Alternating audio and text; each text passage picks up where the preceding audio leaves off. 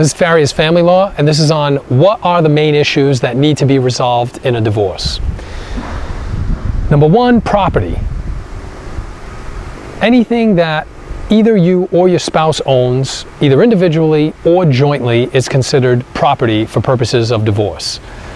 Real estate, retirement accounts, cash, anything of value that either one of you has is subject to division. How exactly the property is divided depends on the circumstances of each case. Alimony. Alimony is about whether one spouse, the higher earning spouse, has to pay the lower earning spouse any support over a period of time, or it could be a lump sum payment. Whether alimony is appropriate in any given case depends on the circumstances of that case. How long were the parties married? What are the respective incomes of the parties? What are the assets that the parties have, among other issues? Then you have issues related to the children, and those are broken down into two components. First, you have custody, and there are two types of custody. There's legal custody, which is about which parent makes the major decisions for the child on schooling, health care. The default is for the parents to share legal custody.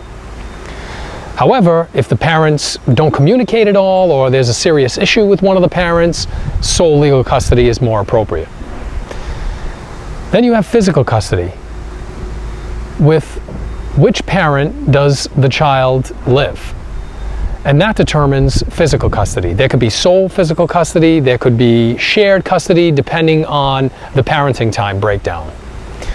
Off of custody, you have child support, which is based on the incomes of the parties and on the parenting time breakdown. So the more time that a parent has with a child, the more likely it is that that parent will be receiving child support from the other parent. And child support is calculated by what's called the Massachusetts Child Support Guidelines. And it's an algorithm that takes into account the parties' gross incomes. There are some allowed deductions, and there's a formula that will provide the presumptive child support amount. Finally, insurance.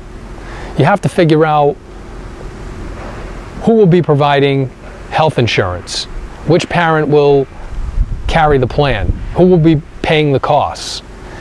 And in some cases, life insurance, especially if there are children involved or if there's an alimony order, you want some security for that order, and life insurance may be appropriate. So those are the major issues that are addressed in a divorce.